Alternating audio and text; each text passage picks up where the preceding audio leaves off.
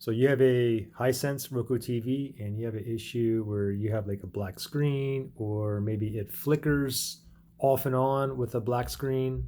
Basically you get no picture, however you can hear the audio. You just don't get no picture, or it's flickering, or it's a black screen. I'm gonna give you guys 3 solutions to get you up and running right now. So the first thing we're gonna try is we're gonna go ahead and reboot the TV using a special key combination on your Hisense Roku remote controller. Okay, so very simple here. Okay, so watch closely. So it's going to be, you have to hit the home button here 5 times. 1, 2, 3, 4, 5, and then the up once, rewind twice, and then fast forward twice, and then you'll see it reboot the TV. So let's do it together. Ready? Home button 5 times. 1, 2, 3, 4, 5. Up once, rewind twice, fast forward twice. Now you can see the TV doing all this funny stuff.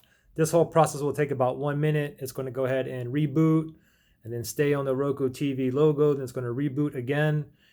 Anyway, go ahead and wait till your TV boots back up, and then go ahead and see if the black screen or the flickering screen is resolved. If not, we're going to go to the next solution.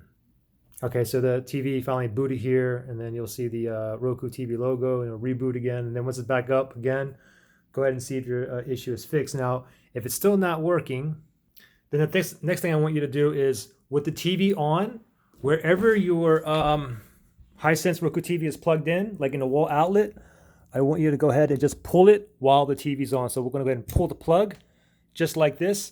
Wait 30 seconds. After 30 seconds, I want you to go ahead and plug your TV back in. Go ahead and boot the TV back up. And then when it's back up, go ahead and see if your TV is working. Now, if it's still down, the last step I have for you is to do this, okay? Same thing again.